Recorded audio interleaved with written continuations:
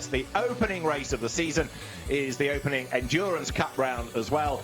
We're at a new venue for the Endurance Cup. We're at Imola.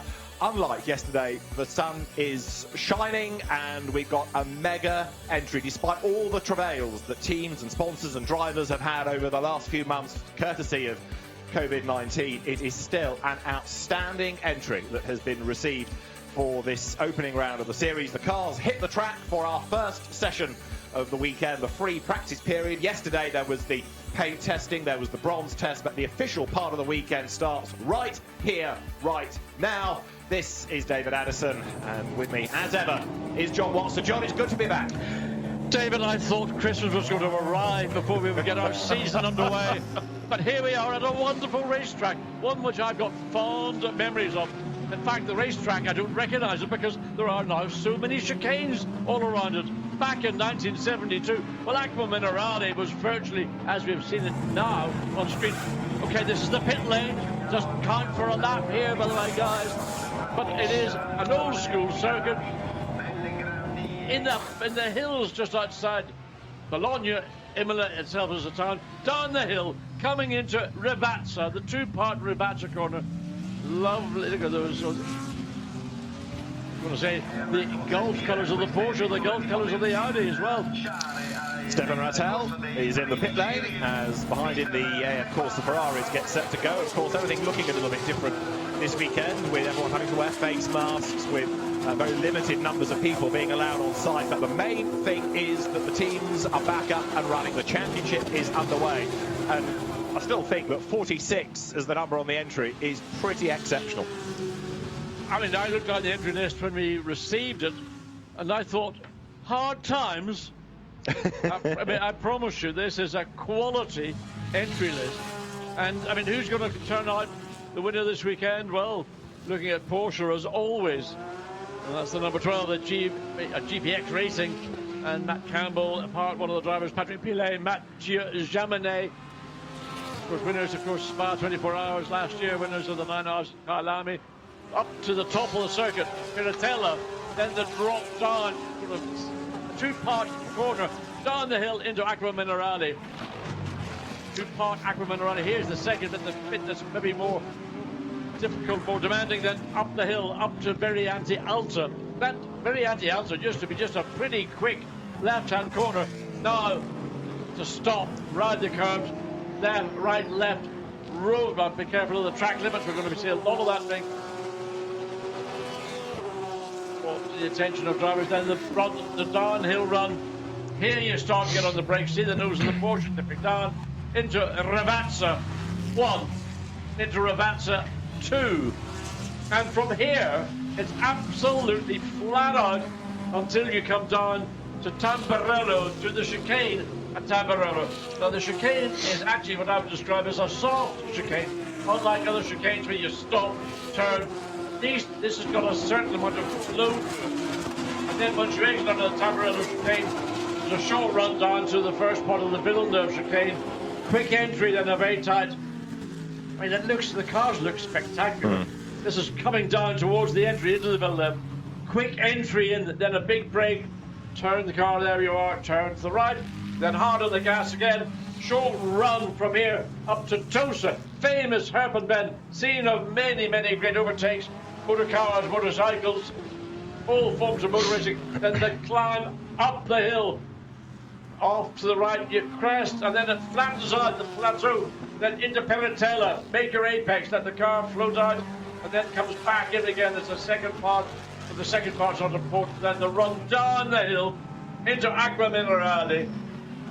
The entry has been revised over the years. It's back to more or less how it was when I came here, way back, in the 20th century, in 1972. And back again up to Variante Alta. But look at the amount of curve drivers you're using. But it's the exit they've got to be careful not to overrun on the exit at a Variante Alta, David. That's what I love this place. It is a wonderful circuit. It is one with so many echoes, so many memories of the past, but it's still a modern circuit. It has evolved, as you said, with the runoff areas, with the chicanes. There you're looking at the GPX Porsche. All of these Gulf liveried cars running in a nod to retro Targo Florio colours. We had got a Porsche that was quickest a little while ago, Dirk Werner's Rover Racing entry. Now, though, for Sansalot, the Audi of Christopher Hauser has gone fastest. Remember that we have the overall contest. We've got the Pro-Am Cup, the Am Cup and the Silver Cup. That was a real hit when that was introduced for the young guns. It's a 3-hour race that we will have this weekend. There, the Barwell Lamborghini, which goes way, way wide. That is Patrick Kuyler running all off the curb. I was going to say, is that Rob Collard? But no, it's not.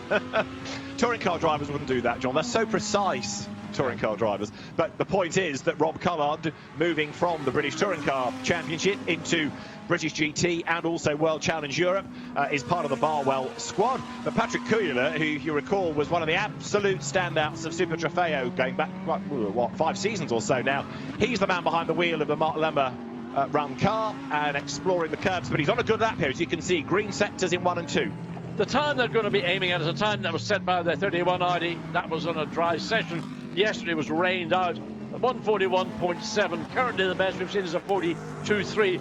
That's Jimmy Plough, the Pro-Am Mercedes-Benz, the ACA ASP. But what I'm just noticing on these pictures, the cars look really quick around this racetrack. And the cars this year are really quick. But just the nature of the circuit, the nature of the corners, and you can see the energy, the load going into the Lamborghinis that comes out of Ravazza too. Now, flat out, there used to be a chicane that's been removed past the pits, still going to the right. Then you've got another 300, 400 meters before you come down to the Villeneuve chicane. The Bentley hip, hop, skip and a jump as it comes out of Tamburello. Then the run down into the entry into Villeneuve. Jules Gougnot giving it the full bananas. And this Bentley is the K-Pax Racing team, so it's an American squad coming to Europe. This is going to be a very strong car. Rodrigo Baptista, Maxime Soulet and Jules Gougnot. There is a second K-Pax Bentley, and at the risk of sounding like a stuck record, this is going to be a strong car. Alvaro Parent, Andy Soucek and Jordan Pepper. So, as we will see across the entry, quality lineups. And just, again, watching the body language of the cars that we're only 7 minutes into this session. It's as if every driver here has been a caged animal, just waiting to get back onto the racetrack and do what they love doing, and secondly, they're professional drivers, what they get paid to do. But I mean, right now, Jules Gougnot driving the wheels off the Bentley, I mean, up and way over the curb on the inside and the exit out of very anti-alta. 3-hour race. If they drive that a 3-hour race the way Jules Gougnot's driving the Bentley right now, these cars are going to take a real hammering. The other fascination in the weekend is going to be not only who comes out on top and which team as well as driver and which brand, because there's no data from the teams having not, unless they've done Italian GT racing, 1 or 2 of the squads, but very few of the drivers will have raced here in anything, because Imola has not been that regular a circuit on international calendars for a number of years now. So some of the Lamborghini drivers will be okay because they've raced here in the World Final going back 2-3 seasons. But for many drivers, many teams, they're coming here, opening their data bank, and it's empty. Indeed. I mean, you can see just watching the Bentley looking now back to Ferrari. And of course, Ferrari, this is the home circuit for Ferrari. It's only a few kilometers down the road to Maranello. Circuit Enzo A. Dino being the late son of Enzo Ferrari, Autodromo. And you're right, David, I mean, it's been off the radar in terms of international GT3. I love this place. I've said it. I will keep saying it. It's got variety. It's got rise and fall. It is old school. It's relatively narrow, and any mistakes will be penalised. Aside from any track abuse, we're going to watch this coming up the hill out of Acqua Minerale. Seems to be looking right now. It's very alta.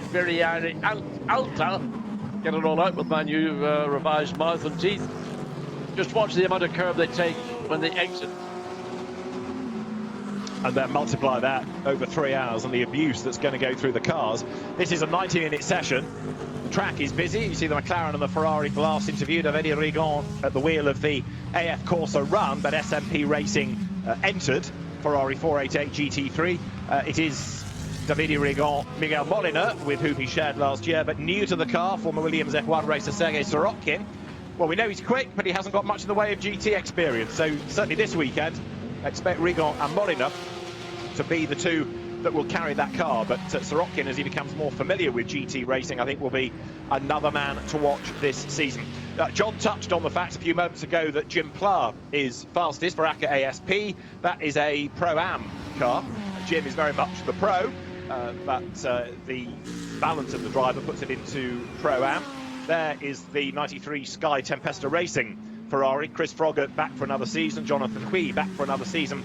And Eddie Cheever the third. Could be third or fourth, I'm not quite sure. Eddie Cheever Jr. was my contemporary in the 70s and 80s. And then Eddie Cheever Jr.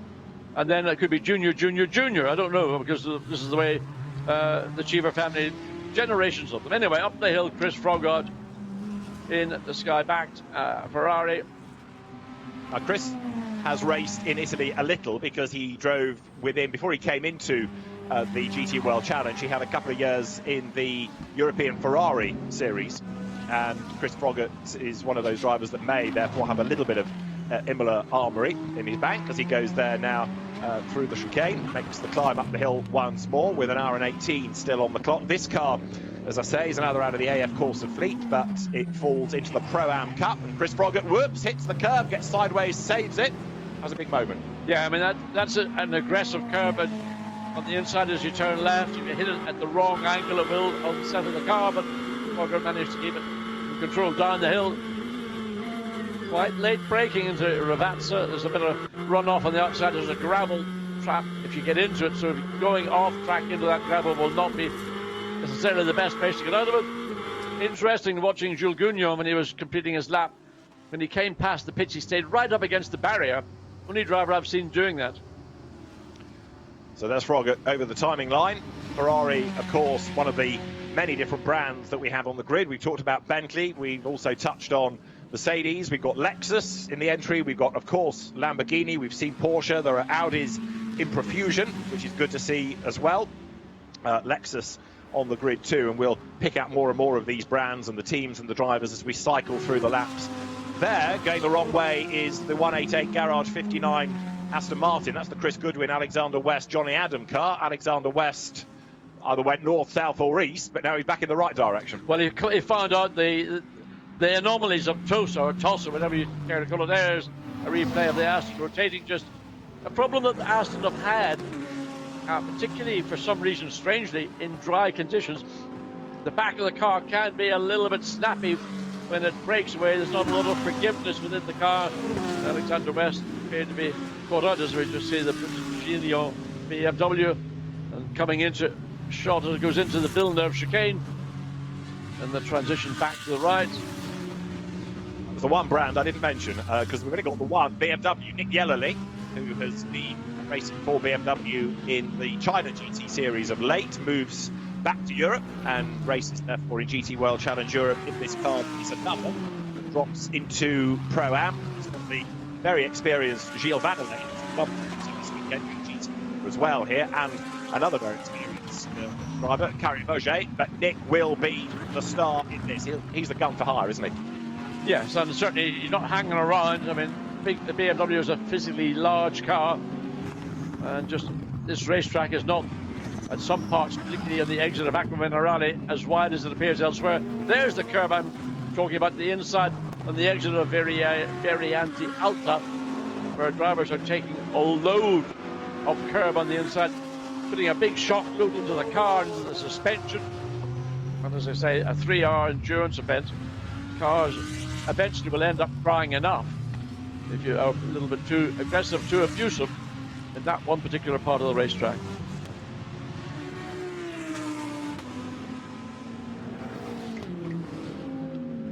So Nick Yellerly over the timing line, and it is Timur Boguslavski at the moment who has gone to the top. I think that was a Raffaele Marciello time. Boguslavski has just got into that car. So Raffaele Marciello has gone to the top. Then you've got Jules Gounon's Bentley time, and third quickest is Jim Pla's top drop of the car. Now, there is Leo Machitsky. That's another of the Barwell Lamborghinis. And it does look a little bit like a pack of highlights. Stands out. 77 is the one that Sandy Mitchell shares with Leo Machitsky and Rob Collard. Technicolor Dream Coat, what do you call it? Dream Coat.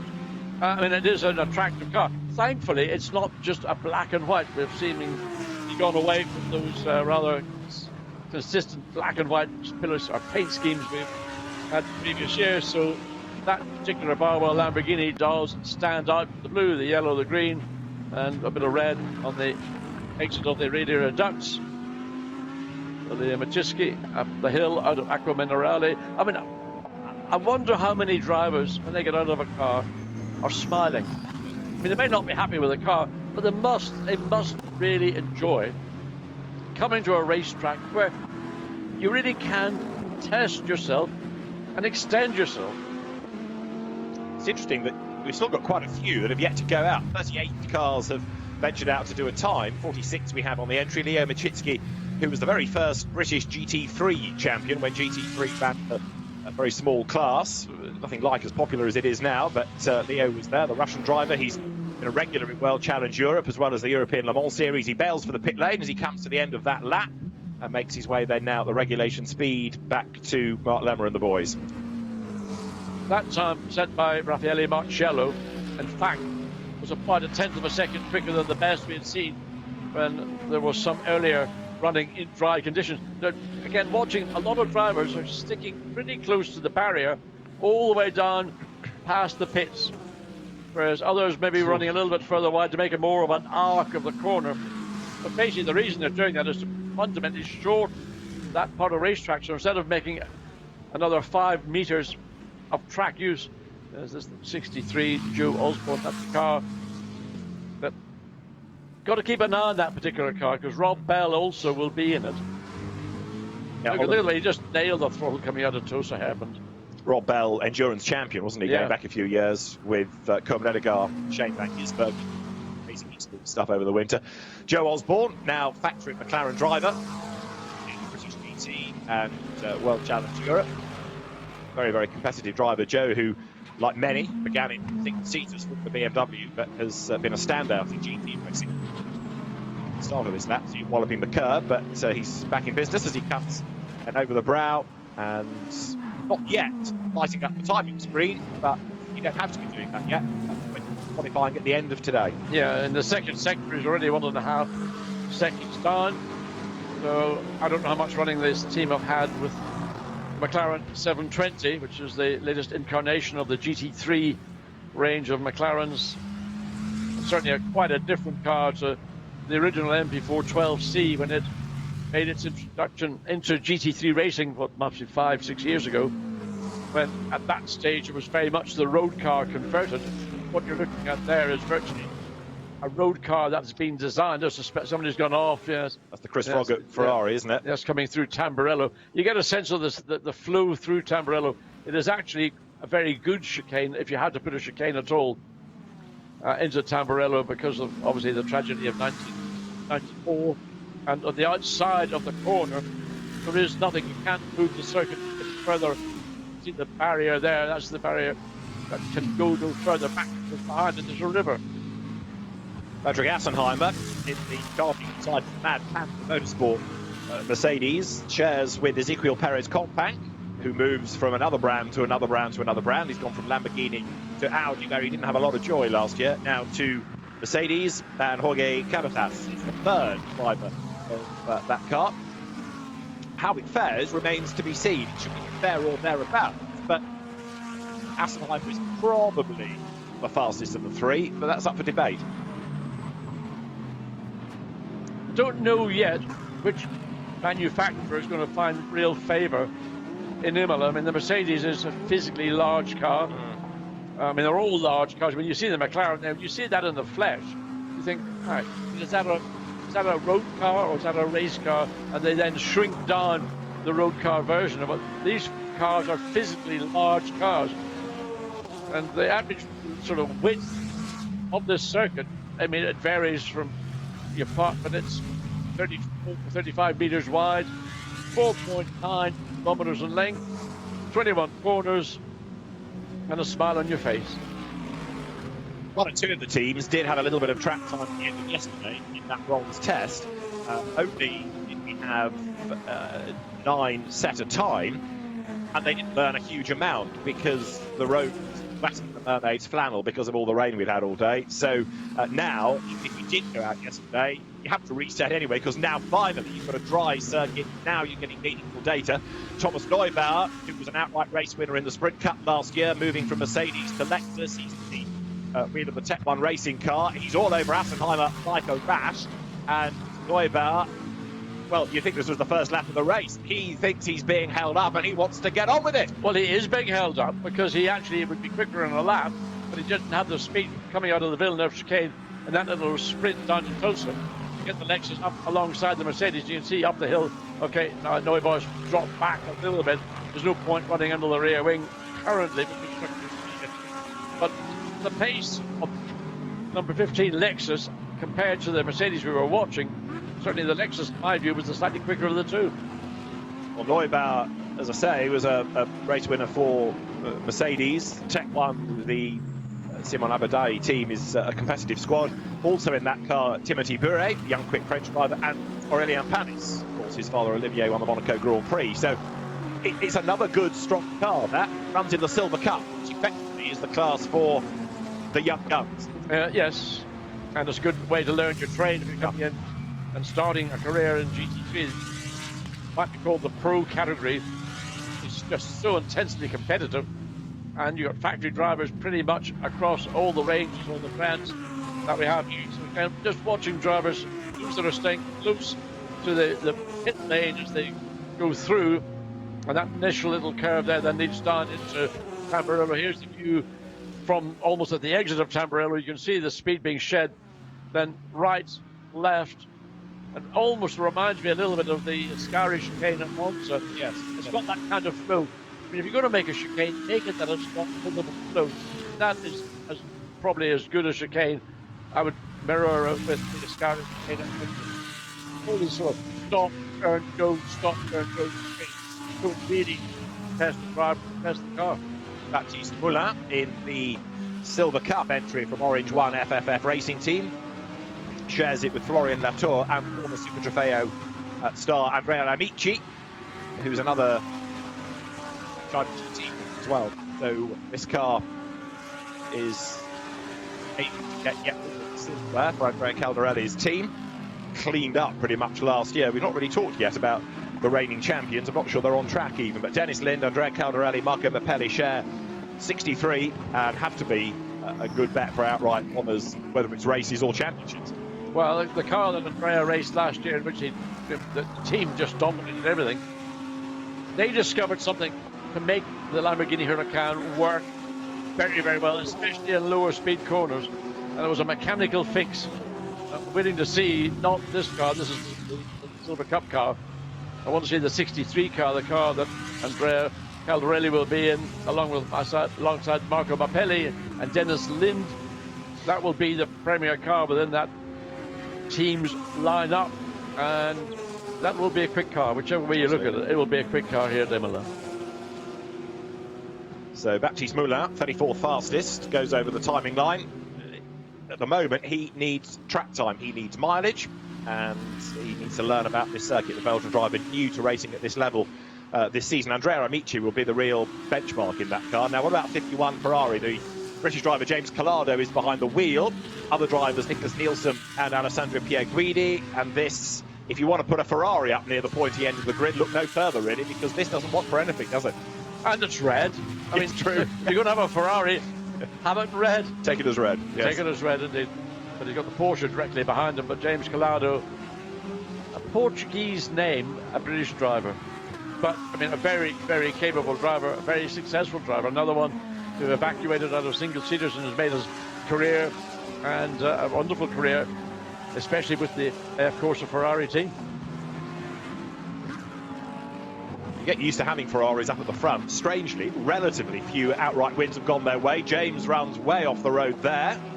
Strange. Yes, I think he was socially distancing himself from the Porsche, had to get away to the tune of 2 metres. He's back on the road, but that, of course, compromises that lap, and he's going to bail out of the way of the traffic as the McLaren comes by as well now. I'd like to see that again, because it looked as if he was all set to make the apex in Aqua Minerale, and then it just sort of it didn't happen. Whether it was a brake issue or certainly the car didn't appear to have terminal understeer. Just something we'd like to see again. And there, number 40, Porsche, another of the GPX cars. This is Romain Dumas, Louis Delatraz, Thomas Preining. Thomas Preining's at the wheel of the car at the moment. Louis Delatraz, Formula 2 racer, Haas Formula 1 tester, and SRO Esports champion. And that is another rotating Lamborghini coming out of Tosa. That's what we'd seen earlier from Alexander West, and this time it's the Hamaguchi Keen Lamborghini. It is tempting to suggest that that is Hiroshi Hamaguchi that has lost orientation, but let's try and confirm as the car is set to rejoin the session. So back to Tamburello and 87. So the Mercedes Jean-Luc Public. This is the car that's shared by Jimmy Pla, who initially was quickest overall. So different colours to last year. So Jean-Luc Public, probably old enough to remember the original layout of the Imola circuit. Certainly the layout up to the end of 72, when they didn't have a chicane from the exit of Rivazza all the way past the pits, all the way through Tamburello, all the way down. They didn't actually, the curve that was before Tosa didn't have a name until Gilles Villeneuve slammed the Ferrari into it about 1979 or 80, and then it became Villeneuve Curve. And the circuit, the scene of the famous and much discussed 1982 Grand Prix, when Gilles and Didier Pironi had their famous falling out, and of course the tragedy hit the next round at Zolder. Absolutely. And you went on to win the race. I'll finish the story. Jean-Luc Beaubelic then at the wheel of the car. Jim Pla having done the time. Jean-Luc Beaubelic, who is the ACCA of ACCA ASP, comes up towards the timing line. There's slight discrepancy if you're looking at graphics, in as much as 44 Nico Bastian is behind the wheel, and I mention that only because it's a transponder gremlin rather than anything else. But if you see the car, Nico Bastian has now taken that over, and that's the one he shares with Christian Hook and Florian Scholzer. And JLB, Jean-Luc Beaubelic, has done for the moment. It was Hamaguchi, as you see, who had the spin. And still, curiously, we haven't tempted everybody out. 46 cars on the entry list. I'm surprised, with it being dry, with it being the first round of the championship, that not everybody has been clamouring to be on the road. Partly, I suspect, because there was a load of rain on Friday. The track will have become very green, and maybe those teams are being circumspect with the way they're going to use the tyre allocations. I mean, one car I want to see out is the 31 WRT Audi, because there's a new name in their driver roster, a name that was synonymous with Lamborghini, and that's Mirko Bortolotti. The Grassa Racing team is no longer a part of this series this year, and Mirko Bortolotti has been adopted, or something like that, by WRT. Hubert Haupt. Now, Hubert Haupt has also had a busy last few months. You might recall he drove for the Black Falcon team. Black Falcon, because of what customers are up to and running businesses and not spending money, has decided to withdraw, take a very reduced programme for the season. That in turn means that Sean Paul Breslin, who was the team principal, has moved with Hubert Haupt to start a new team, HRT, or Haupt Racing Team. They've got two cars, Hubert, Sergei Afanasiev and Finlay Hutchison driving the Silver Cup, and Mauro Engel, Lucas Stoltz and Vincent Abril drive the overall class car, and that says winner written all over it. I would think that's got its name, certainly temporarily, written all over it. I think there's about a dozen cars that you could look down the entry list and say, oh yeah, they could win. No, maybe that one might win. There's just, at this stage, it's impossible to, I think, single out any one, either team, manufacturer or driver lineup that's going to stand on the winner's podium on Sunday evening. But for sure, we're going to have a lot of entertainment throughout today. We've got a qualifying session coming up later this afternoon, and that will be telling, because all three drivers will, or in the case of two drivers, that'll be slightly different, but all three drivers' times will be amalgamated to determine pole position. Yes, we've got pre-qualifying, which is another 90 minutes, and then we've got the qualifying session itself. And actually, although you think, 90 minutes of free practice, 90 minutes of pre-qualifying, and then it's 15 minutes maximum per driver in qualifying. If you take those two 90-minute sessions together and you divide those across the three drivers, you haven't got a massive amount of running, so you do have to get on with it, especially here where it's a new circuit for so many.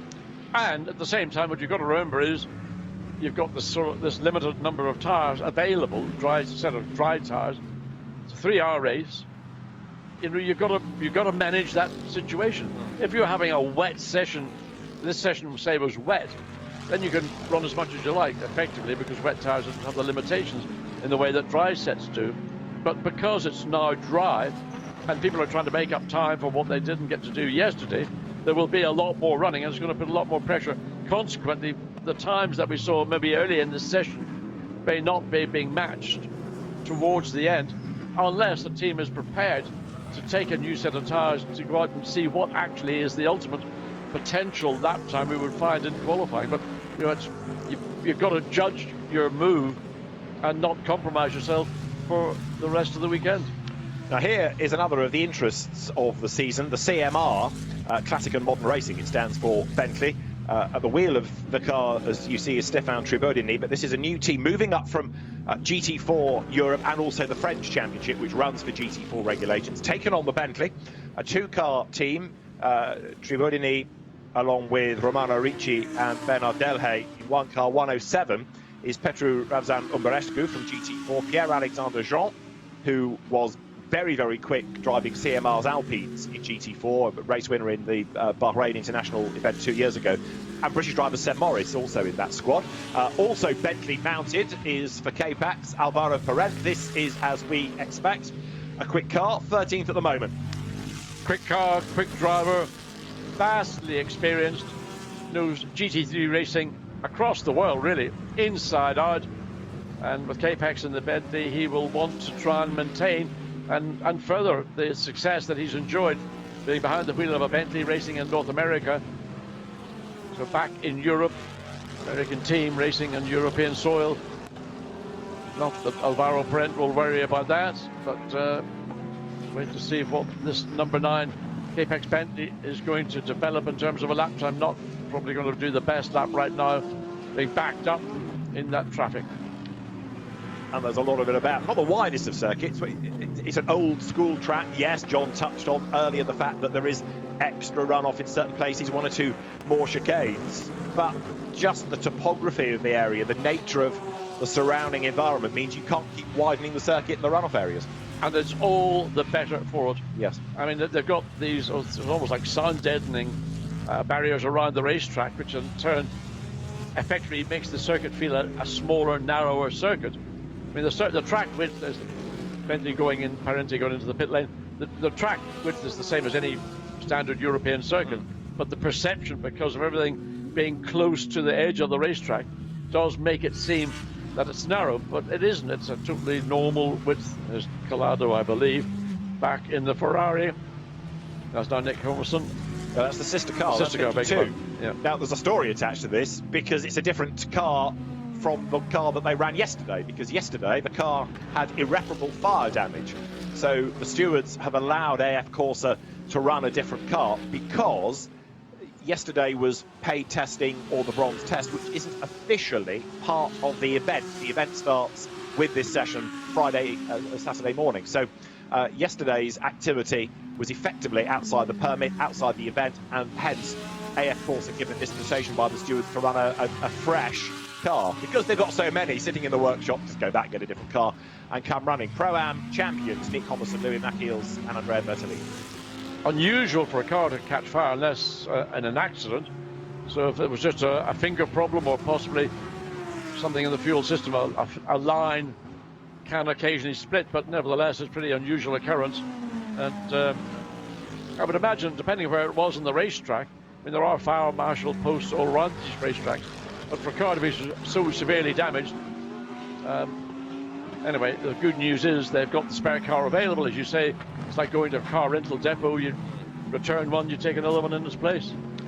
So over the brow goes Nick Homerson, another experienced driver. Nick, of many years in GT World Challenge. The Dutchman came out of domestic club racing and things like the Donkerbourg Cup. Comes then up now out of the Variante Alta and makes the run up towards the timing line at the end of this lap. We'll see where that's going to put him.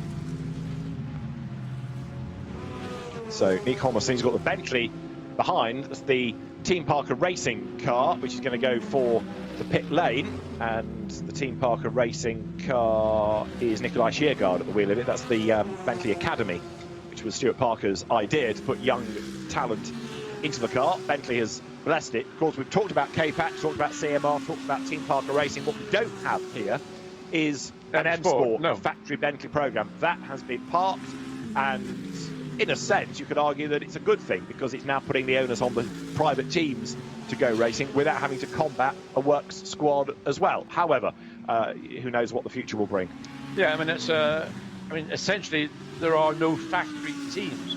Bentley was the one that maybe stood out as being closer to a factory team, as we see Mirko Bortolotti in an Audi for the first time, and I wonder how he's enjoying.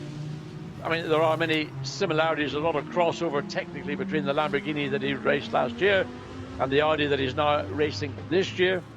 And it'll be an interesting comment. I'm sure at some point we will have an interview with Mirko Bortolotti, and just to catch his views on how does he feel moving from one brand to another brand. The fact is both brands are owned by the same common group, that's the VW Audi group. But at the minute, looking at Mirko Bortolotti, it looks all very much in control.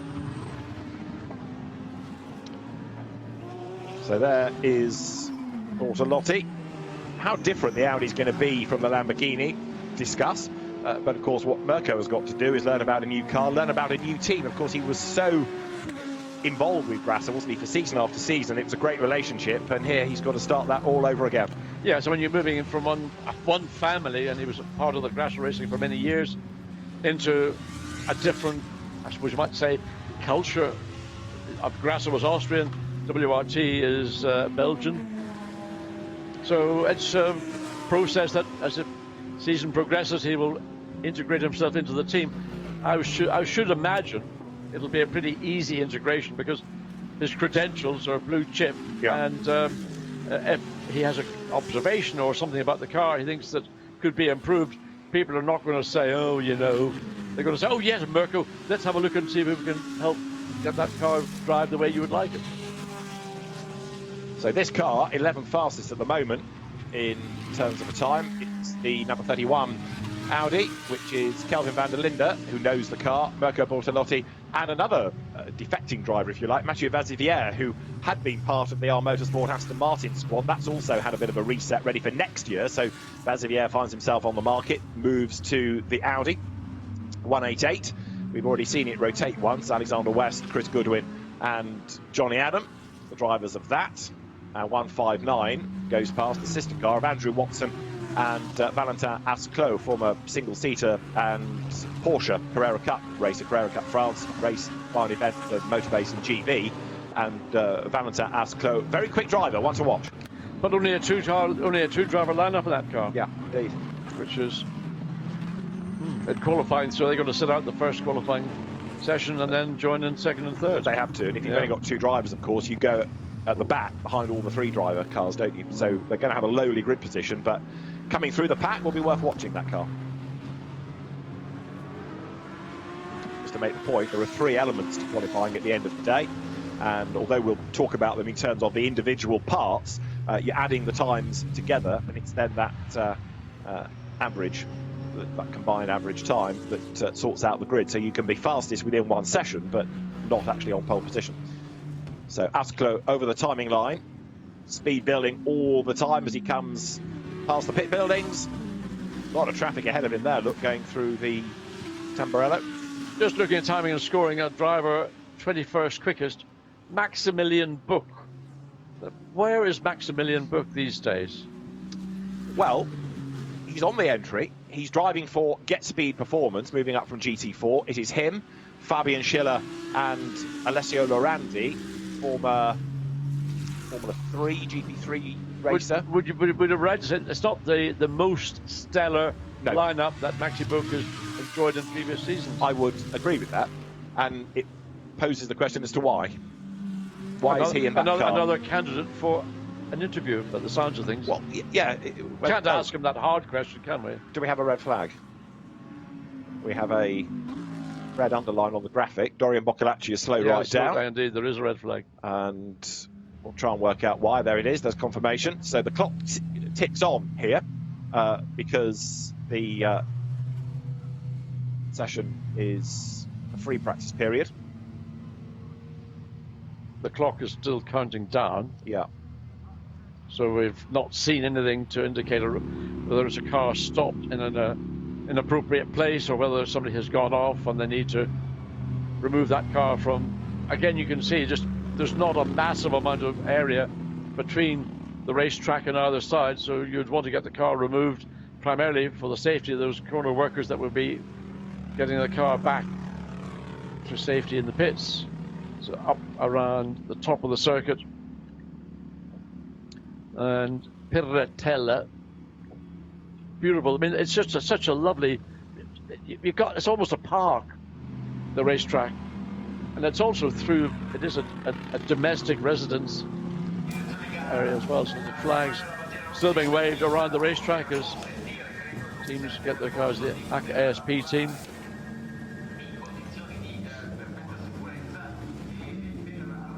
So there, the Alp Racing team on one side, back at ASP on the other, and still trying to work out why we've got the stoppage.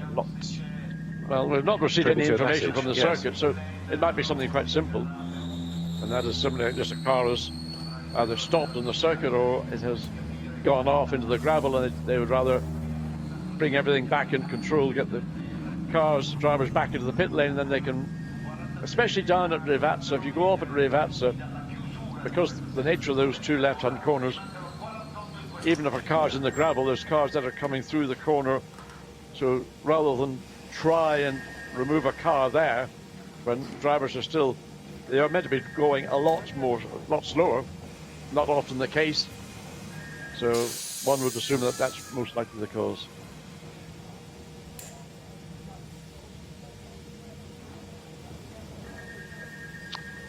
So the flag is out. We've had one or two drivers, I understand, being warned about track limits, such as Timo Boguslavski, but at the moment, nothing telling us why we've got this interruption. So the drivers get set. You see the Lumi rank there with the position within the practice period. And 001 saying that 88 is at the top of the times, and that's just been taken over by Felipe Fraga, ready to go. There's Alp Racing expecting in number 4, which is the Engel Stolz Abril Mercedes. Vincent Abril was with Acker last year, wasn't he? With Marciello. Didn't have a very good time, it's got to be said, and has defected to the Haupt car, and that does look mighty strong, you've got to say. I mean, the Mercedes as a package, let alone what the drivers bring to it, is just a brilliant mid-engine, front-engined GT3 car. You can put more or less anyone into it, and the car looks after the driver.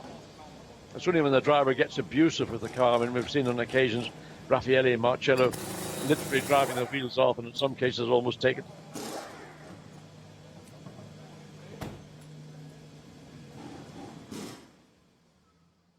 But the GT3, AMG GT3, it's quick with quick drivers, and it works very well with those that are, in some of the other categories, and for some of the gentlemanly drivers that are competing here this weekend. So I understand there's some signage that just needs retrieval, and then we should be good to go. And in the sunshine, glorious part of the world. Isn't that a wonderful sight? Absolutely. Look how close everything is to the racetrack. Now, there used to be a wonderful restaurant just around from Rivazza, between Rivazza and Variante Alta, where I would visit. And the food was always the high point of going to Imola, apart from, of course, either racing or doing a broadcast. And I've been looking for it, and I don't know whether it still exists. Now there's the view of Tosa. You can get an indication just how much incline there is on the exit out of Tosa. So there's the track. We're following it all the way down. Ravazza now. Start-finish, Sector 1. Top speed is just before you come into Tamburello. Sector 2 then is the exit of Tamburello just before you enter into the Villeneuve chicane. Sector 2 continues all the way down. Sector 3 is actually quite a long sector because you enter it at the entrance into Acqua Minerale. So you then climb all the way back up through Variante Alta, then all down to the Ravazza. But look at that. Isn't that wonderful scenery? It is. And it's small wonder that this is such a popular venue. The team's eager to go racing. And the circuit will be live once more. Very shortly, of course, this eating into the session for the drivers. But they'll be back on track as soon as possible. So there are the top 20 times, so still the number 88 Mercedes, the top of the times, that 1 minute 41.655, which was set, I think, relatively early in that car's run with Raffaele Marciello. So again, an indication teams have gone out with a set of tyres, whether they're new or fresh. And as the session is progressing, then lap times are kind of stabilizing. They're not really improving. It'll be only improvements will come from those that have gone out late with a relatively fresh set of tyres, so they might sort of leapfrog those that are running more laps. Phil Keane, 42nd position in that FFF Lamborghini. That's not its natural position, I would have thought. No, but I suspect that he's only just got into that because we'd seen Hamaguchi have his spin early on, haven't we? He did. And I suspect that maybe Phil had only just got in there before the red flag. I've just found a photograph of the signage. It's from a gantry, and a board has dropped down. So that's why the track workers need to venture out and go and attend to that for safety purposes.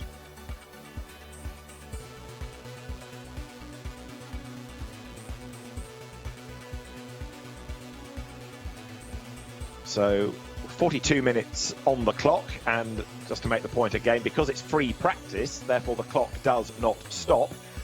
It ticks on down, so all this eats into the available session. This is a quick look back at what we've had thus far with the season getting underway for real. Everyone pouring out, or most of them in fact, pouring out on track. The 3 GPX Porsches, the team that won the Spa 24 hours last year.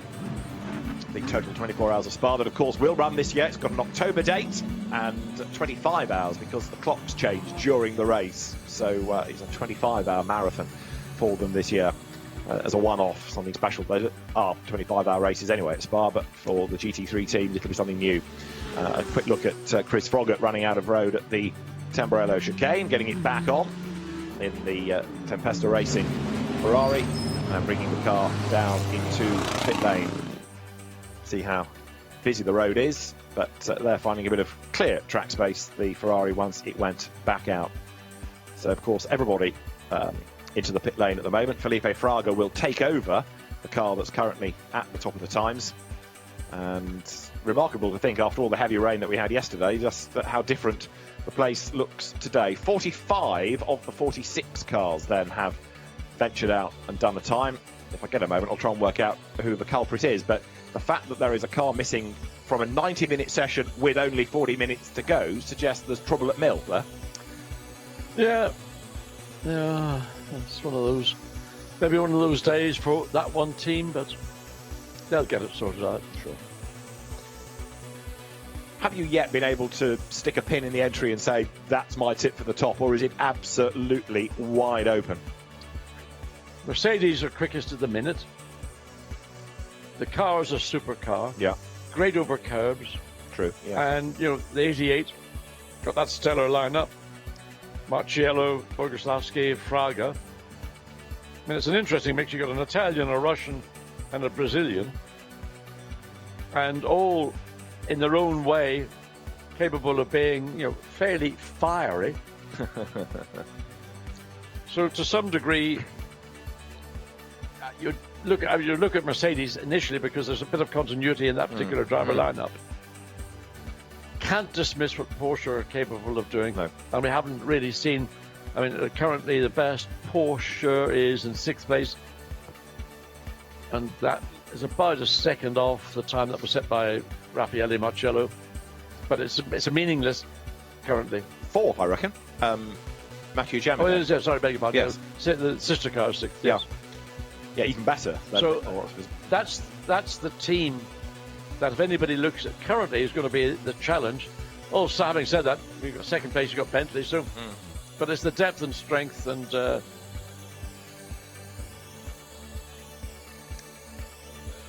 the minute, if you push me, I would say Mercedes look very good.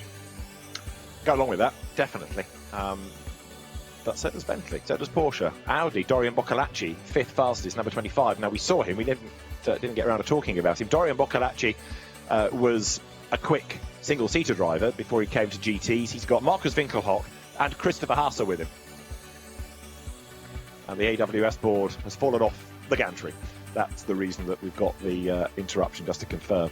So that's another good Audi. That's a very quick car. I mean, we know that Christopher Haase and indeed Marcus Winkelhock, they are USB stick Audi drivers, aren't they? Well, Plug them in and they deliver.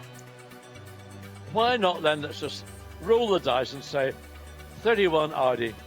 Marco Bortolotti, on his debut, will win with Kelvin van der Linde and Mathieu Verviers. Well, Verviers also debutant on the Audi. Yeah. Or 32 from WRT. Dries Van Voor, Christopher Mies. They're incumbents. They are. Charles Weerts is the other driver in that car who gets better all the time. You're right, they are incumbents. WRT, I was about to suggest, is one of the best crews in the pit lane. Are they about to make a comeback this year? Because last year was probably one of their less successful years. I think as a team it needs to, because you don't want that mantle of being the top Audi team to slip away. You don't want to give that to somebody else, do you? They've got a third car, Rick Brokers, Stuart Hall and Ben Goethe, who of course we saw in the GPX Porsche last year. Ben, is he 17 now? 17 or 18, yeah. He's now a Bullet athlete. He's been managed by this new company of Nicolas Manassion and Jamie Campbell-Walter. Stuart Hall, who looks after Roel Goethe's Rothgo collection, is his driver mentor, if you like, so sharing the car with him.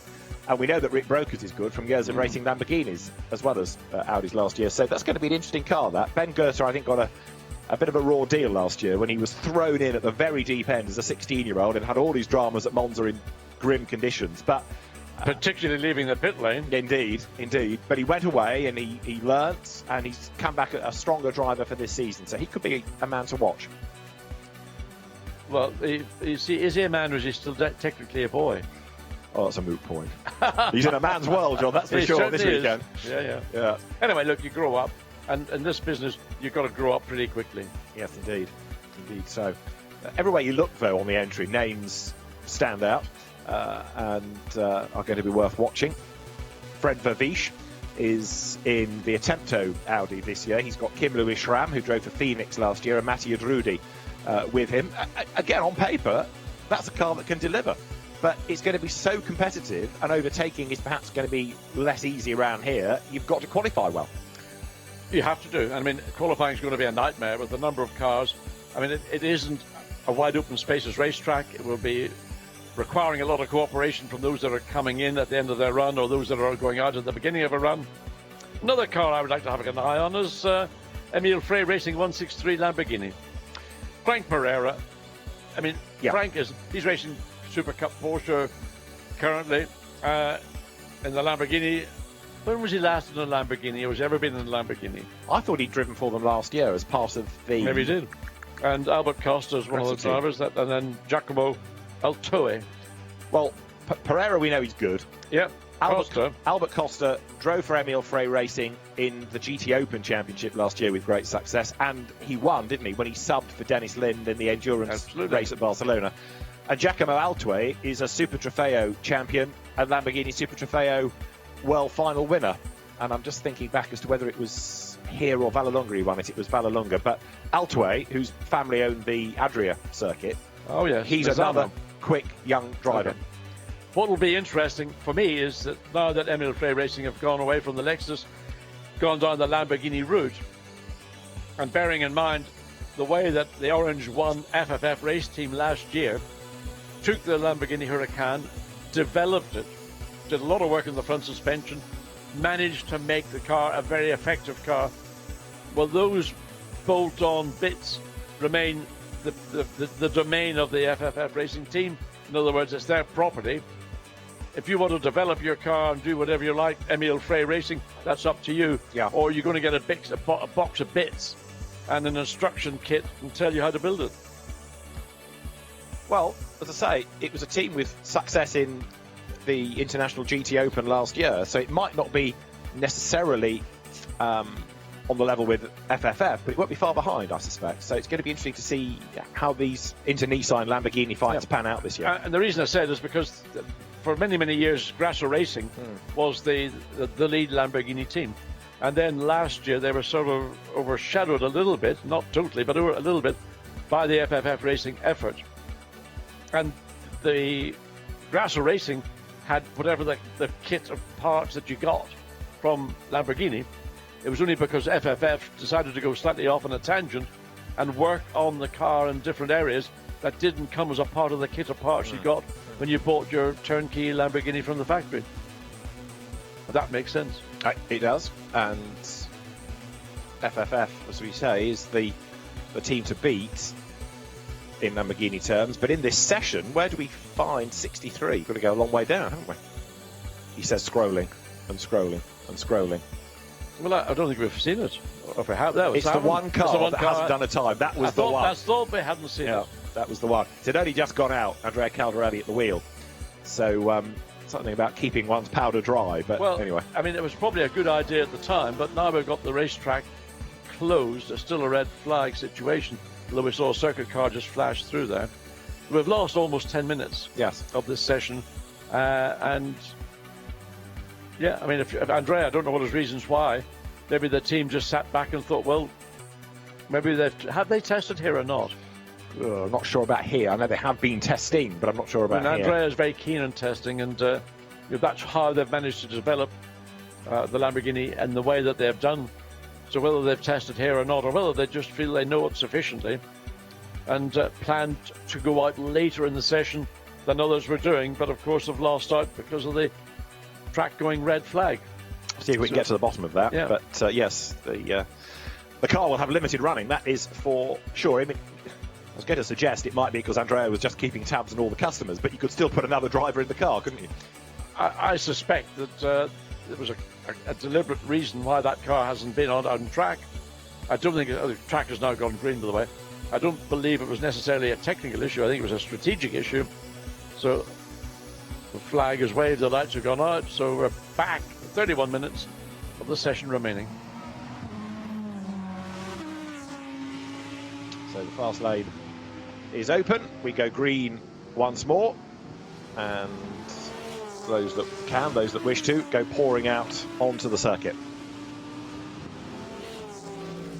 And it's going to be busy, isn't it? Look at this. Everybody coming out pretty much at once here. Yeah, I mean, it sat in the pits for just about 10 minutes, maybe a little bit over it. The other thing you're going to do is get your 3 drivers, in some cases just 2 drivers, give them some seat time, because these are dry conditions. These are hopefully going to be the conditions they're going to have to contend with when they go out to qualify at the back end of this afternoon. So qualifying will take place in Imola from 5:30 in the evening, 4:30 in the UK. So a lot can happen between what is now coming up to 10 o'clock at Imola in the morning. You know, but virtually sort of an 8 hour, well, it'll be just under 8 hours between the end of this session and the beginning of qualifying. So the weather will change. It'll probably get a lot hotter. And then the late bit of the afternoon, the track temperature and ambient will begin to release a little of its temperature, but it'll still be pretty warm, warmer than it is right now, and that will be telling. They did test at Imola, and the reason that Andrea Caldarelli's car was late out was purely the tyre limitation. So looking after the rubber and not wasting it early, wait till the track had got rubbered in. Good call. And if you've got that little bit of benefit of track knowledge and whatever, save your sets of tyres, because while this is an important session to get your 3 drivers cycled through, if you've done a bit of testing and they've had track time prior, if you can save your tyres, because what will happen in qualifying, those tyres are going to be used, but it's having fresh sets of tyres or the freshest sets available for Sunday's 3-hour event.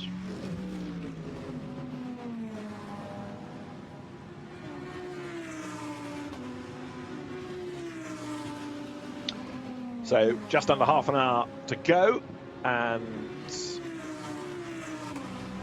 the circuit getting, as I say, busier and busier all the time. Pirelli tyres on which everybody runs, and there is a car in the gravel, and that does not bode well. 69 it is that's off the racetrack. Who's the guilty party in that one? It's the Wilkinson Bell Osborne car. And Oliver Wilkinson, I'm afraid, the Optimum Motorsport car has not taken the Optimum line, and that's got stoppage written over it. It has indeed. Let's have a look and see. Was that a tag? It was a tag from behind. Yes. That was clumsy and unnecessary, and a bit of bodywork comes off as well. So Wilkinson has the Porsche in a rather unusual and fitting metallic bronze. Can he manage to drive the car out on his own? No, it's a red flag. So that car will need assistance. And that's the problem at the Ravazza. It's an overtaking opportunity, but it's a marginal one. You need to be fairly and squarely alongside the car you want to pass.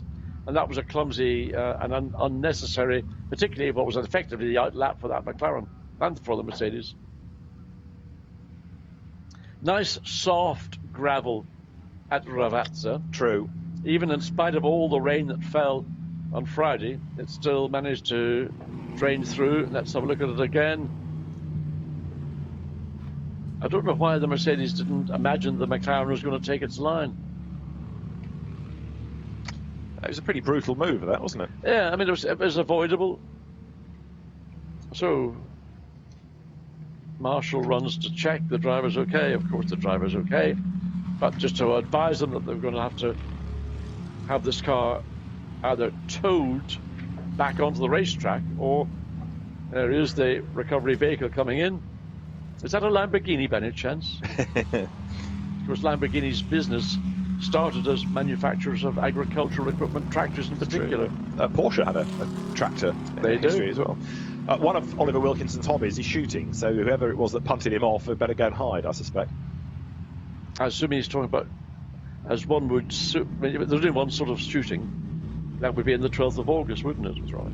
Yes. For those people who don't know who the 12th of August, that's the start of the grouse season, especially in Scotland. But in Yorkshire too. He was a race winner last year, Oliver Wilkinson, in the International GT Open. He's a McLaren professional driver, driving in this season's GT World Challenge Europe and British GT.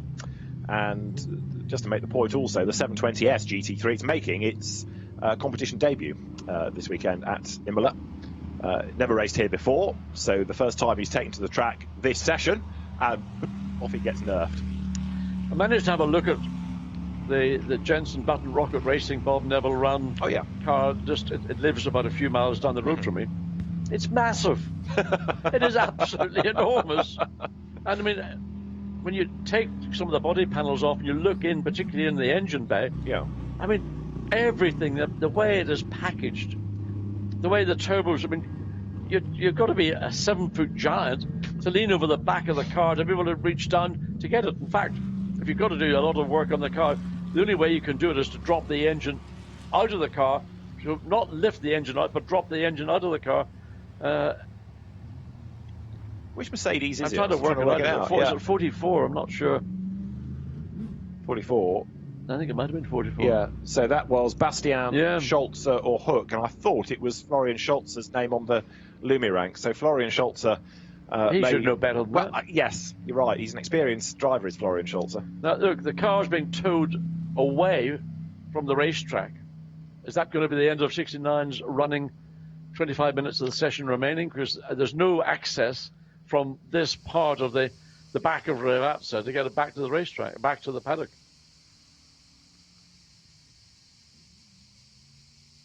It shouldn't take long to get things, there you go, back underway. So on what the race director, Alain Adon, would call short notice, teams have to be ready because he doesn't want to waste time. As soon as it's possible, bang, we're back running. So you're going to lose 2 or 3 minutes at least with an outlap, then you've got to get on with the job. And number 44, Florian Scholze, is under investigation, I understand, after that contact. I think there's every good reason to believe he should be. And I suspect it was an outlap for all three cars. And what do you think? Oh, I'm going to slide through and save myself a bit of time getting past a car that I think I might be quicker than. The consequence is he might end up with some form of penalty. I can't imagine what the penalty might be.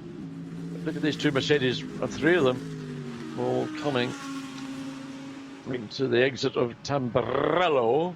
One of the things, of course, that the championship stewards have in their suitcases are behavioural warning points. So it could be that there's a discussion and a BWP, and if you get 12 of those, then you end up sitting on the bench. But that's rather preempting what the stewards might decide. New team of stewards as well for this season. Indeed. Number 9 Bentley.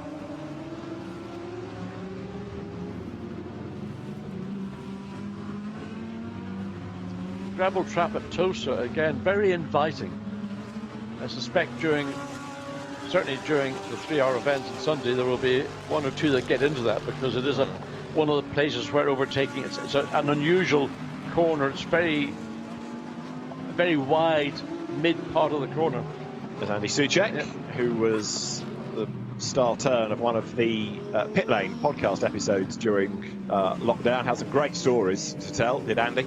And I'm sure there are many more to come as well, but there with the yellow markings on it, the second of the K-Pax Bentleys. Yeah, just putting a bit of heat into the tyres, just moving the car around side to side.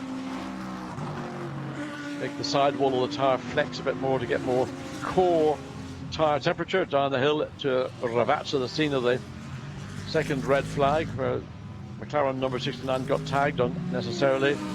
So Soucek behind the Rover Racing Porsche. Oh, not now, absolutely flat out. Now, does he hug the... doesn't quite stay as close to the barrier on the right-hand side as some others have done, namely Jules Gounon. And the Bentley did the very thing I'm talking about. Down into Tamburello, so you get the view of the cars coming in. Hop, skip and a jump. The Bentley looks to be hopping and skipping probably more than I seem to remember it doing in other seasons, but fundamentally it's the same car, because this is the Evo 2 version of the GT Continental 3 or Continental GT3. You're right, it's a lot more lean seemingly in that car. Yeah, the initial Bentley when it came out used to sit, really didn't move around. This is a more lively looking suspension setup. Well, where is it in terms of a time at the moment? Number 9 is 21st. So Andy Soucek, who's been a good ambassador for Bentley, he was telling us in that podcast interview that there are plans for next season, but he won't tell us what they are just yet. But he's been a really, as I say, a good ambassador for Bentley. He has taken to being a Bentley boy in the right spirit. Well, also, he's a well-brought-up young man. Yes. He's come from a nice family. He's educated. He knows how to behave. And he's very friendly, and you come along and ask him a question, and he gives you time. And he talks to you like he means it. He's not looking over your shoulder like some nerds do. We still haven't got a time out of 63 Lamborghini. We've got dust being kicked up by the Rover Porsche, number 99, Dirk Werner, Julian Andlau, Klaus Bachler, which, if we haven't mentioned, is another very competitive lineup of drivers. Yes, and the Porsche actually managed to stretch its legs over the Bentley, so right now the Porsche marginally quicker than the Bentley, which, you know, maybe thinking back to what we were talking about, which brands could be the brands that are going to be in contention. You think Mercedes, certainly Porsche, Bentley with the number 9 car not quite there yet, but it's still early days, and Bentley by and large. Oh, and there's 69 again. Well, that's setting off, I think, back to the pits, isn't it? So it is indeed, yes. Gone round the little access road. The Optimum Motorsport car. Bas Linders, the team manager, the redoubtable Bas Linders, operating that this weekend as Andy Soucek powers on with only 20 minutes to go. We're getting a track limit warning now for number 19, which is Hiroshi Hamaguchi and Phil Keane. That makes me suggest, yes, it is Phil Keane at the wheel of it, and he's throwing everything at it. Still down in 42nd place. Now he's last start because of the stoppages, so he will be looking to start doing something a little bit. Oh, and what Andy getting caught up coming down the hill into Acqua Minerale. If you'd missed your braking, you're just traveling too quick to make the second part of the turn. So that was a case. We saw one of the Audis do it earlier. Now the same thing with, and Soucek's bailed out of it this lap. Let the following Mercedes go through. That's sensible. No point in letting or getting that car caught up. He did what James Collado did.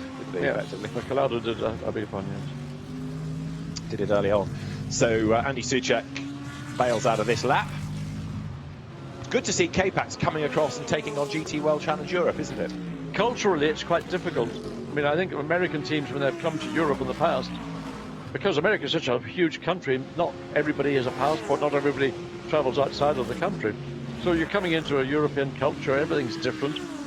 You know, each country in Europe is different, let alone, you know, America is a massive country made up of all our European cultures, but it's under one flag, where you're coming into the Europe, even though it's under a European flag, but you've got the identities. So, yeah, I mean, I suppose there are the McDonald's or whatever of choice in Imola, but anyway, they'll learn. I was just thinking, I mean, you did it in Formula One with Penske, and you're racing in Europe, but the team is based miles away, cultures away. It must be very hard to operate so far away from home as well. In that instance, the team was based in Poole, down in Dorset. Right. And in effect, it was a fully English team, because everybody who worked in it was English.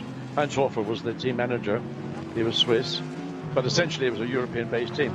And it was then the backing came from North America. The ownership of the team was from Roger, and Roger would then travel across. But in a sense, that is what led to the team actually withdrawing from Formula One. Yeah. There were a number of other reasons, but that was one of the things that, you know, it's a European-based formula at that time. There were very few overseas races as we have today. Dirk Werner, touched on a moment ago, 13th in the Rover Porsche, Hans-Peter Nandorf's squad, Rover Racing, and factory drivers, got the GPX car behind, and Dirk Werner will go for the pit lane here. Another experienced Porsche racer in GT terms and one make terms, in he comes. Also been a DTM racer in his time. So that car comes down the pit road. 17.5 minutes to go, but as we say, no one really going for a time here. What they are concerned with is mileage and cycling drivers through as well. Yes, I mean, those two things, they're getting information. Because in the race, they will not be running in brand new tyres for the entire stint of each driver. The tyre will wear, the performance will vary. So it's information. Teams that maybe have had more opportunity to test would have generated that information in those testing sessions. But for most people, this is the first time they're really getting a serious run with their equipment. They've been sitting waiting for 4.5 months to get the thing out of the box, turn the key and have a go. 163, that's the Emil Frey Lamborghini that we were discussing a little while ago. Albert Costa is behind the wheel of it. This is your Costa Espresso, because he's on a mission. I mean, the car looks fine. Yeah. It's very difficult to tell because you can't see that. And the 63, which is the Caldarelli car, the prime car within that team. So another former single-seater racer, but Albert Costa drove for Emil Frey, as I say, in the INCTO, International GT Open Series last year, and won at Barcelona for FFF Racing Team. So on he powers. Well, at least Albert Costa's got some insight into the FFF racing cars, and he will very quickly be aware that if the car he's driving is significantly different, he will have undoubtedly some insight or information to say, well, if we look at this area of the car, whether it's the front of the car, the rear of the car, or the whole car, or the car as a whole, then we will see. You saw a moment ago when we had the leaderboard pop up, the new timing partner as well for GT World Challenge Europe this year, Rebellion Watches, putting its name to the timing. And of course it's a different looking grid, new circuit, and a completely new title as well, GT World Challenge Europe, powered by AWS. The Audi through there is 26. That is the Santilok car of Michael Blanchemin, Clement Seiler, who moves up from GT4, and Arthur Rougier, who was very competitive in esports. Absolutely, he did a cracking job, along with Louis Delattre. The two of them were two of the stars. Yeah, Clement Seiler moving, as I say, from GT4, where he was in the AM Cup. It's quite a step up for him here, but he's got, thanks to his father's connections, because his father is a well-connected gentleman within international motorsport, he's got a lot of, I was going to say old lags, that might be a bit unfair, lots of experienced drivers that he can go to for a friendly word and a bit of guidance now and again. Yeah, I mean, it was associated with the SRO Motorsport last year, the Aston Martin, is that the one? I think it was SRO Motorsport, but it was an Aston team in GT4, you're right, yes. So Dad will be looking more Teutonic than British in his attire. Indeed. So Clement Seiler comes through, but I think I'm right in saying that for each round of the GT4 Championship last year, Seiler Senior had got a mentor, whether it was Alain Prost or Patrick Tambay or whoever, and if they weren't at the circuit, it was at the end of the phone, just offering advice if it were needed, just there as a friendly word and a bit of support, because it was quite a big project for young Clement to take on last year. But he won his class in the GT4 European Series Championship, and as I say, makes the step up now to a really tough series, and he'll get better and better as the year goes on. Now, Dynamic Motorsport, victorious at Monza last year. There is 54 Porsche. It's a team that's got even stronger, and Matteo Cairoli, Christian Engelhardt, Sven Muller, the drivers. Matteo Cairoli behind the wheel, Christian Engelhardt going back to Porsche after being associated, of course, for many seasons with the Grasser Racing team and therefore Lamborghini, but he came out of Carrera Cup Germany and Porsche Super Cup. Matteo Cairoli, Porsche Junior, Italian Carrera Cup champion. I may have said this before, but this is a car that's a potential winning entry. Not quite the lizard green that we're accustomed to with Dynamic Motorsport, but no, it's got hints of it around the car. Yeah, the trademark green is there, isn't it? Yes.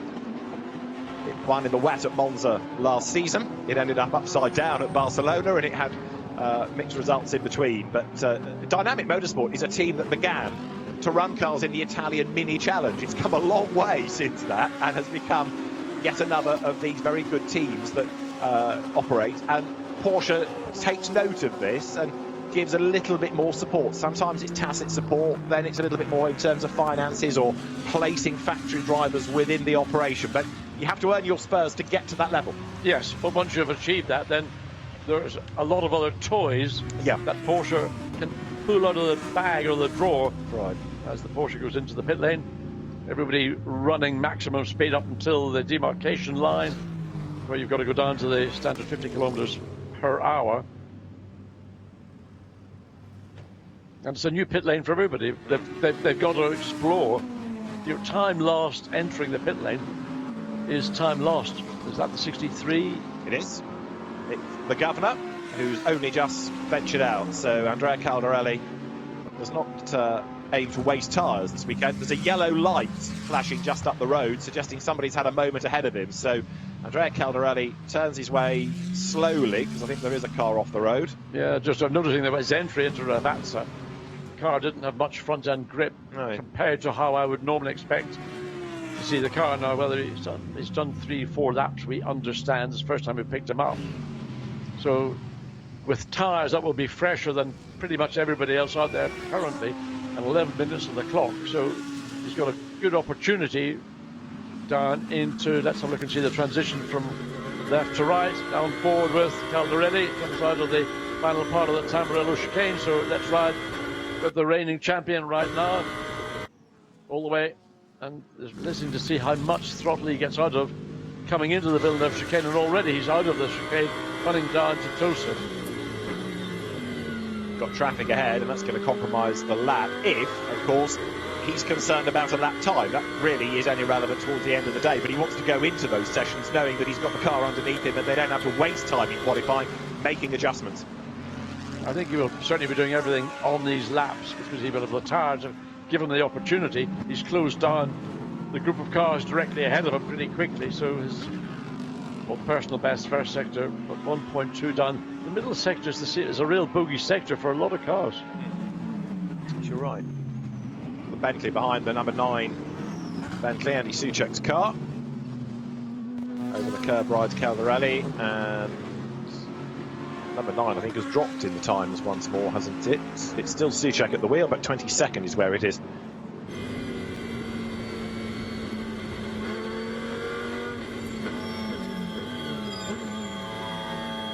in Andrea Caldarelli's view as he hustles the car towards the end of the lap out of Ravazza, and now, if you like, bypasses the Variante Basso up towards the timing line. Where's this one going to put him? Personal best in the first sector, but with the traffic he was down in the second, no, he stays slowest. So I think this is really just a glorified shakedown in a sense, saving the tyres for when he needs them later on.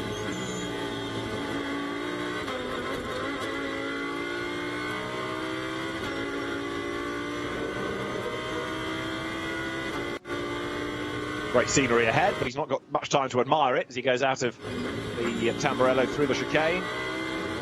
Onto the power now.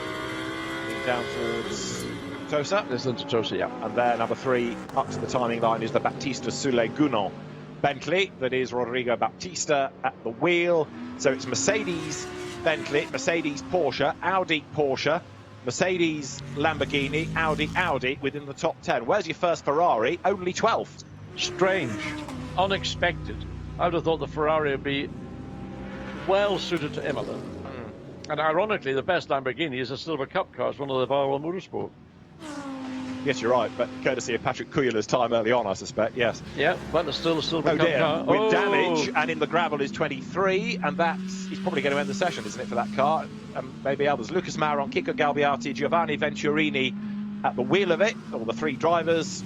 Give me a second to trace who's put it off the road. This is the exit of Tamburello. First car we've seen actually making a mistake on the exit of Tamburello. It's not a difficult corner, in fairness, unless he was compromised. You know, sometimes things occur we don't catch on camera. Let's have a look and see. Oh, well, there he is. Talk about a count. I mean, what was that all about? There was more chance of being struck by lightning than trying to make that move work. So the Bentley gets side-slapped, and the Lamborghini, that was... You know, the Lamborghini, in fairness, was travelling a lot more quickly than the Bentley was. Maybe the Bentley should have been more aware, but it was never going to be a move that was going to be viable, and there's the consequence, 2 cars. Yeah, Lucas Maron is in the Lamborghini, and with only 7.5 minutes on the clock. Red flag again. Yes, indeed, it was inevitable, but by the time you've got the cars out of harm's way, back to the pits, are we going to restart, would be my question. Alain Ardon will keep an eye to the clock, but if you get to sort of 2 minutes and all they're going to get is an outlap, then there's no real point letting them back out again. So the session is stopped for, what's that, the 3rd time? It is. Not necessarily unexpected. Bearing in mind it's the first session, official session of the 2020 season. And it's going to be a very compact season indeed, to try and get as many of the 10 rounds, both for sprint and endurance, into the calendar. Yes, from here, there is the first sprint round at Misano in 2 weeks' time. Then the Nürburgring, where we're back to endurance racing. A week after that, Magny-Cours for sprint. Zandvoort 2 weeks later for sprint. Then Barcelona in the second weekend of October for the Sprint Cup. The total 24/25 hours of Spa is going to be at the end of October, 24th-25th weekend, and the championship finale for the Endurance Cup, Paul Ricard, 1,000 kilometres, 14th, 15th of November. But bring your thermals. Well, even to the south of France. No, yes. In November at Paul Ricard, the wind blowing off the Mistral. Wow, it is chilly. Now that left rear looks like it's been cut down as a consequence of the contact. And that was 108, wasn't it, that was involved? Look again, watch again. Now, maybe the Bentley was meandering around a little bit, but there was never any chance for the Lamborghini to make its way through there. Romano Ricci was the Bentley driver, and the car was 44th. Not that rapid. So it looked like there was half a gap, and the Lamborghini went for it, but it's come off worse. Yeah, but there's no way. The Bentley didn't even know the Lamborghini was there, just turned across. But if you're in the Lamborghini, you should be thinking, is this a really smart place to try and make a move? I know the clock's ticking away, and you wanted to make up as much time and lose as little time as possible. So it wasn't ideal, and the consequence is 2 cars have got bodywork damage and maybe, I don't know, whether tire, suspension, or just anyway, the Lamborghini is going to have to be dragged out of the gravel, and as you point out, Alain Ardon may view, there's the car being, well, it's 4.5 minutes, just under 5 minutes.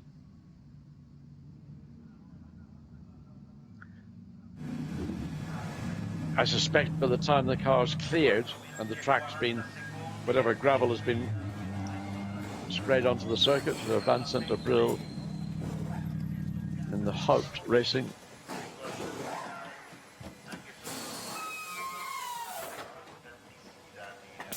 Thorvik. Do you know what a Thorvik is? I can research for you if you want to know. Sort of something for your throat, probably.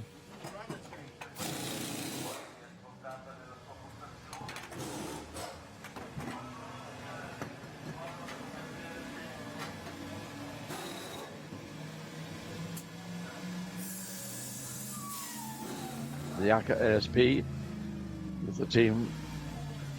Not a lot of urgency, just getting the dollies under the back of the car to eventually, I think, put it back into its garage. Garages here, of course, not intended to have 46 car fields, so everything is a bit like a used car lot down around the back of Warren Street. That's Felipe Fraga bailing from 88 with effectively the session over. I know the clock's ticking, but it's as good as over. Yeah. So the drivers will now have a word with each other. The 87, I think that's a very nice. I was looking at some bed sheets the other day, and that was that strange, colour of the Mercedes. New bed sheets, very similar colour. Gosh, amazing. Duvet and pillow set to go with it, or? But I was also looking at another Mercedes as well. Oh, I see. I don't want to go into detail, David. Well, secret squirrel. There's the mess.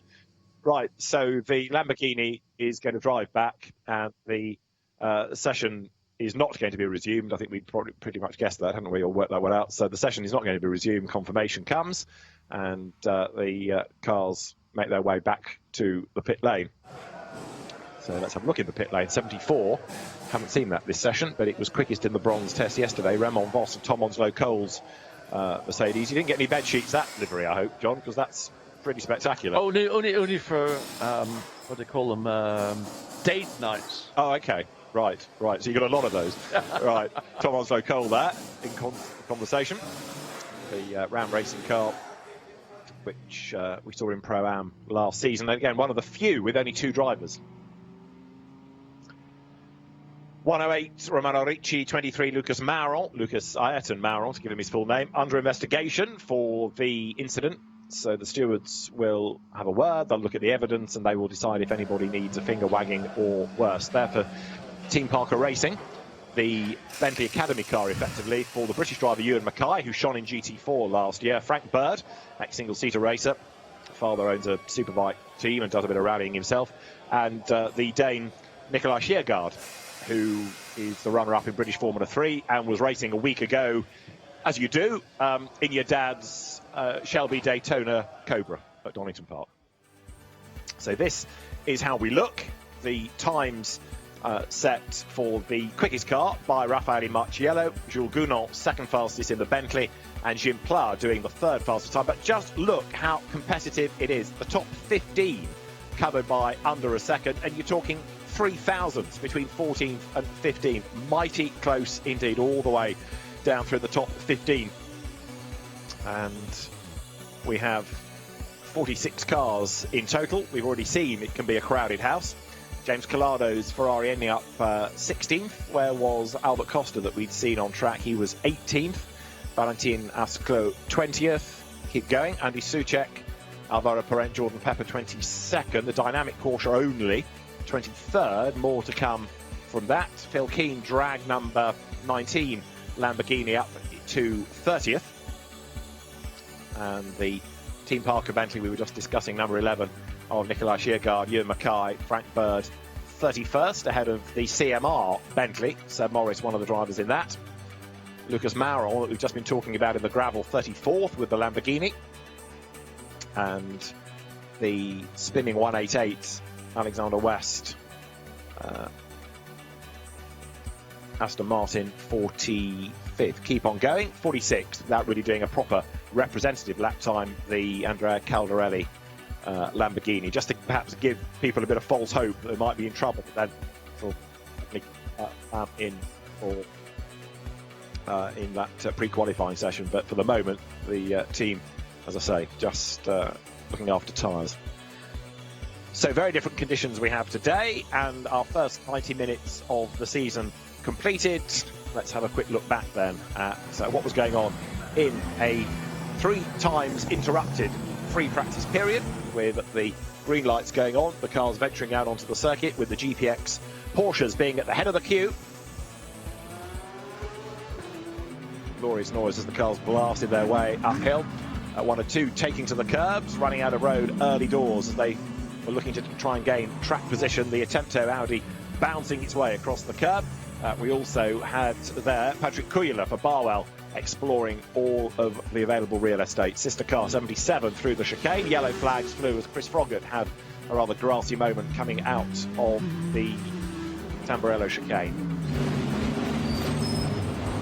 Chris Froggatt in the Ferrari that he shares with Jonathan Quee and Eddie Cheever the third into the pit lane, cycle through the drivers, also do some practice pit stops. We had a red flag for some signage dramas. We had another red flag here after Florian Scholze tipped Ollie Wilkinson rather rudely into the gravel. Andy Soucek went way wide, socially distancing himself from the opposition, and this was the view on board from the Sky Tempesta Racing Ferrari, bouncing way wide over the curb for Emil Frey Racing. It's Lamborghini, Offort Pereira, Giacomo Altue and Albert Costa, and the final red flag was this when we had Romano Ricci and Lucas Maron come together. At the end of the session though, Raffaele Marciello's Mercedes the fastest, and we look forward to pre-qualifying coming up a little later on.